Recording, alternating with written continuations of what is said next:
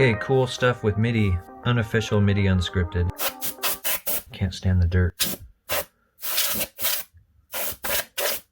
Okay, let's power this bad boy up. We've got everything we need right here. Everything for this video anyway. All right, that's better. Feeling blue today. I don't know. But we're going blue. Everything's blue here.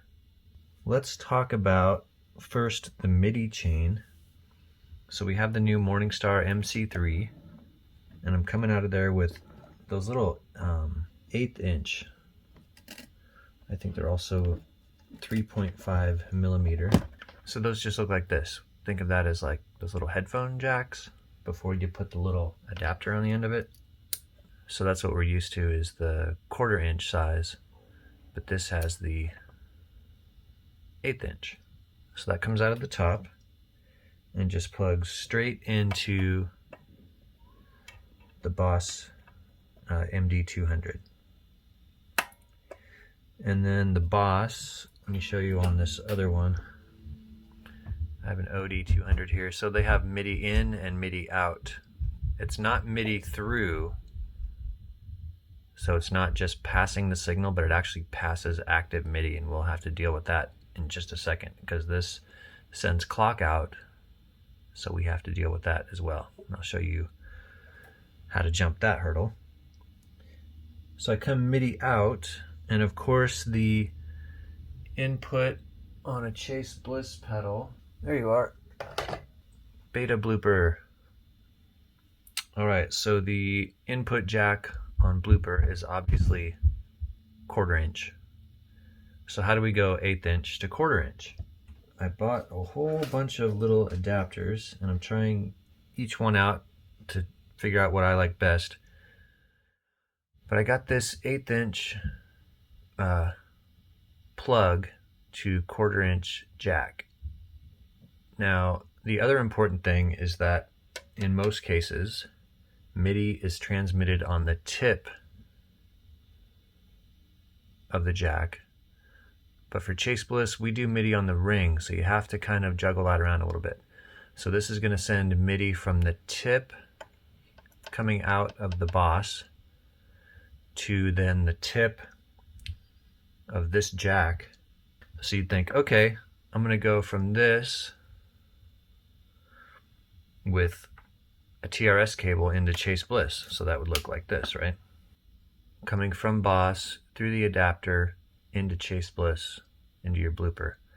But that's going to send MIDI to the tip, not the ring. So we still have to address that. So those of you that have seen some of my other videos, you're well aware of the disaster area multi-jack for Chase Bliss cable. This sends MIDI from the tip to the ring. So now what this looks like, this is the most complicated part, so I want to get this down really well, is we're coming out of Boss, or you could just be coming out of the Morningstar setup on the tip by default. So Boss is going to the tip of this cable. It runs around, then it goes to the tip of this multi-jack for Chase Bliss cable, but by the time it gets to the end over here, it's now gone to the ring, which is right there, right? So tip on Boss, stays on tip all the way to here. This converts it to the ring, going into Blooper. So that's what we have here. Let's kind of review. We're coming 1/8 inch out to 1/8 inch MIDI in, and then 1/8 inch MIDI out My adapter is right there, and it's coming around and going into Blooper. And now for your scheduled brain break. 14A, trees.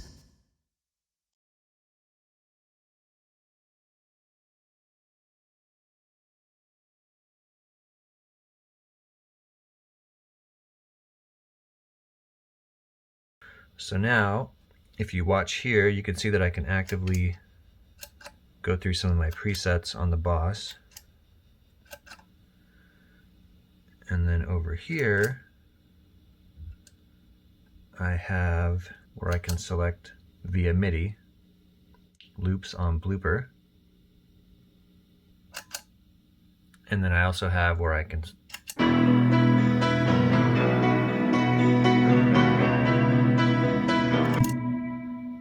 also do transport controls. Now, I like to use this little foot control that I made. It can do either 1/4 inch or 1/8 inch by way of this switch. I have an 1/8 inch that I run to a modified mood, so I can start that loop. But we're going to use this side. And the only problem with that is our MIDI jack is already taken up with that multi-jack cable. So there's a few options to get around that issue as well. There's a couple of insert cables on the market. This is made by Hosa, or Hosa. I think it's probably Hosa. This sends the ring of that chaseless pedal to this jack, and it sends the tip to this jack. So essentially you could plug in your MIDI here and your foot controller here, and each of those connections will go to the two parts of the jack inside Blooper. I personally like a right angle on this guy, and these are both wired to the tip of the jack inside of these sleeves, and I prefer this side to be wired to the ring so I can use my existing cables. So in other words, with this cable, you would have to change this multi-jack cable to just a TS cable. So I make my own that look like this. I have MIDI on this red one, red is ring. And then what this allows me to do, I have it wired up, not only is it right angle here, but also I can use existing cables. So I would just do my foot switch, TS, and then my existing cable that you see here will just go into this guy. So let's go ahead and throw that in real quick. I know that all of these steps seem like this is super confusing, but it actually doesn't take long. I just take a long time to explain because I like to kind of go slow and make sure that I include everyone. Okay, so we have red is ring, so that's our existing cable that we already just had a moment ago. That's going to go in there. Now this one's coming up from my foot switch, so that's going to go into the other side, which was wired to tip.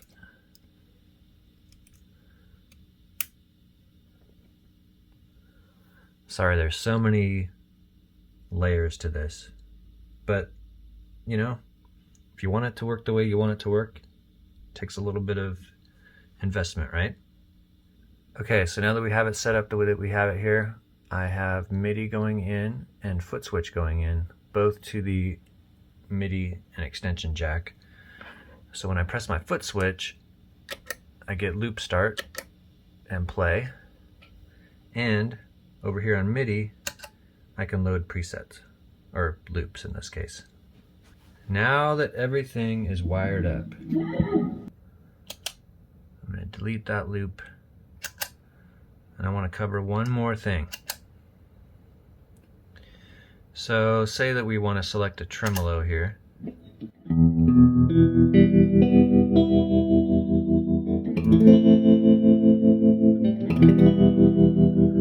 And I'm going to make this super slow just to prove a point, or not prove a point, but make something obvious.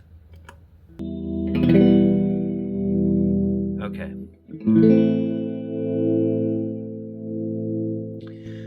Now, if I press my foot switch off screen and try to start a loop, like say right here, see how long it took? Let me do that one more time so that you can definitely see or definitely know when I am pressing this. And here we go. Press. See how long that took from the start of the note? Now what's going on here is that part that I was mentioning a minute ago about MIDI out.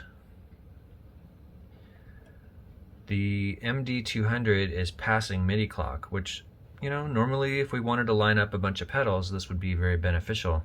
But in the case of Blooper, we might not want that. So Blooper is actually picking up MIDI clock and lining the loop start to the LFO on the tremolo. Maybe you would want that. I can't figure out why you'd want that in this context. And I also can't figure out, I've looked in the manual, I can't figure out how to turn MIDI clock out on the Boss 200 series. Maybe you can't, I don't know. But thankfully, Blooper has a MIDI clock ignore. So we're gonna go take a look at that. I have it over here where this press turns it off and then a second press turns it on.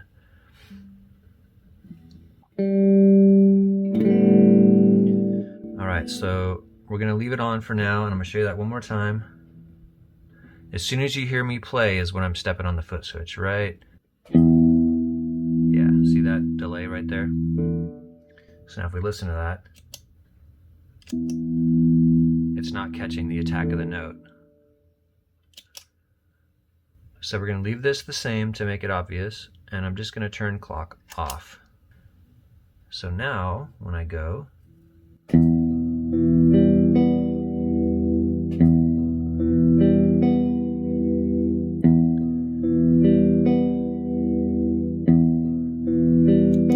can see that we got the attack of that little riff there, that little guitar part. Now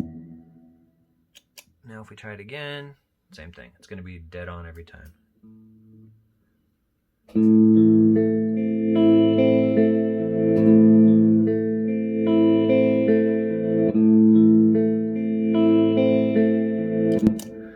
Now that's slower than we'd normally have a tremolo, of course.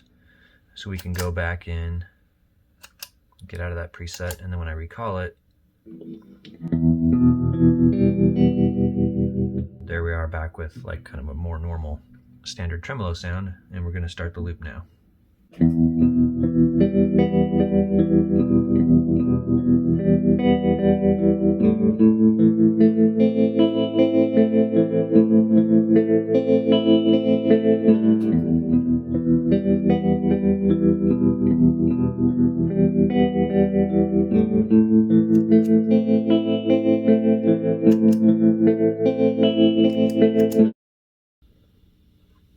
I guess I should point out at this point that if you wanted to, like if you didn't have this fancy cable,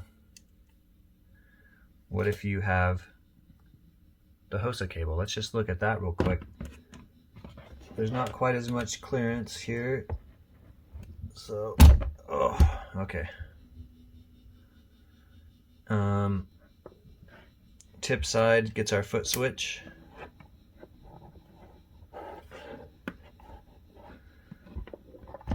Ring side, here's where the difference is going to be. Let's say you not only don't have my custom adapter, but you also don't have the multi-jack for Chase Bliss cable. Here you could just use a standard guitar patch cable, tip to sleeve cable. Here I have a disaster area EVO cable. So I'm going to go tip, and then this one is tip too, but like I said before, this Hosa cable accepts MIDI on the tip of the jack and then transmits it to the ring.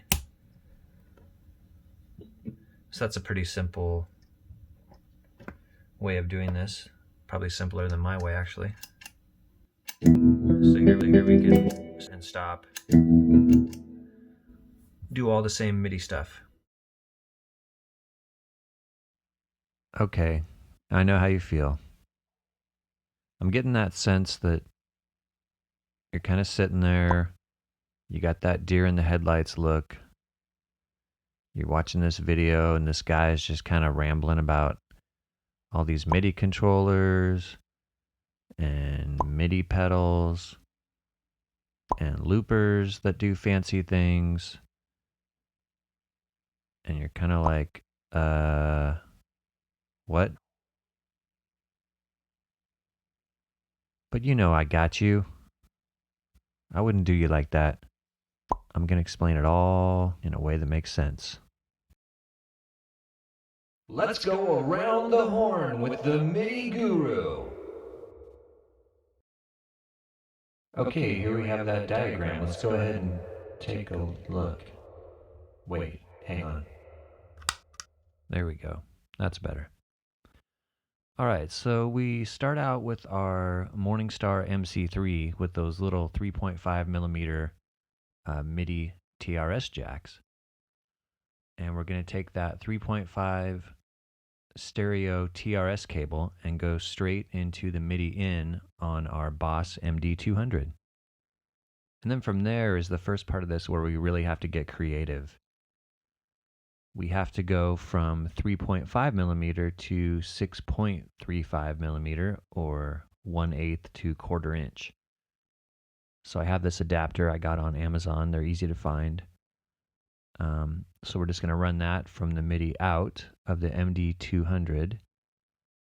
And then from there, you can either use what I had to start with, which was my own personal type of cable and a multi-jack for Chase Bliss, or if you have that Hosa TRS insert cable, what you're going to want for this next part is just a standard TS guitar patch cable, just a tip sleeve cable. And that's going to go into the red MIDI side of that Hosa TRS cable, because that's going to the ring of Blooper. And then the other side, the black part, is just going down to your foot switch. And that foot switch, you can find those anywhere, but it's just a momentary, normally open switch. Very common, like a tap tempo type of switch. And that's pretty much it. When you lay it out like this, and you don't have like a big mess of cables like I do in my video, it's very clear and easy to see how this is all connected, and it totally makes sense. I'll put down in the description of this video some links to these fancy cables and where you can get some of this stuff. And just for a couple bucks, you can be up and running like crazy. No problem. All right, let's get back to the regular video. So, what's left? What else can we talk about? So we have this on our loop.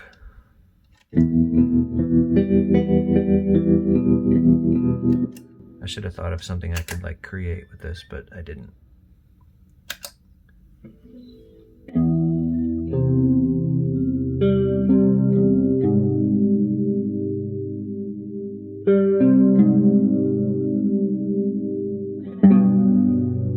Oh, we could get those wire fans in here.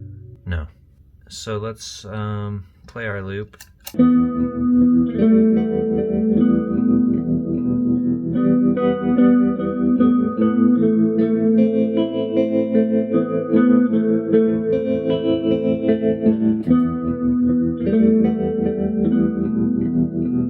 Alright, so let's pretend like we actually like that. And we go choose a different sound.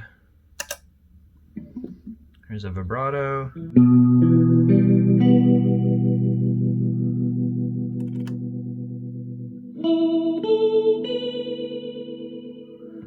Good enough.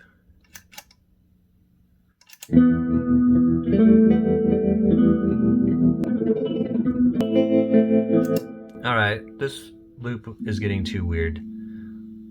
I think I've already talked about all the important parts that I wanted to talk about. Using the MC3 to choose sounds on your pedal.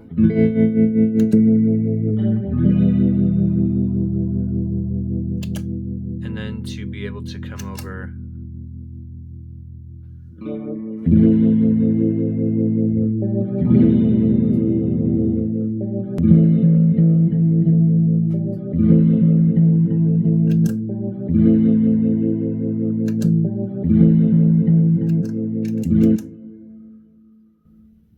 and manipulate Blooper through MIDI and have it all set up running smoothly. I know that sometimes when you look at this stuff, it's like super complicated because different input jacks, different companies have different ways of doing things, but as long as you get the cables right, which admittedly means, you know, doing a little shopping sometimes, but you get there, you figure it out, and then it works.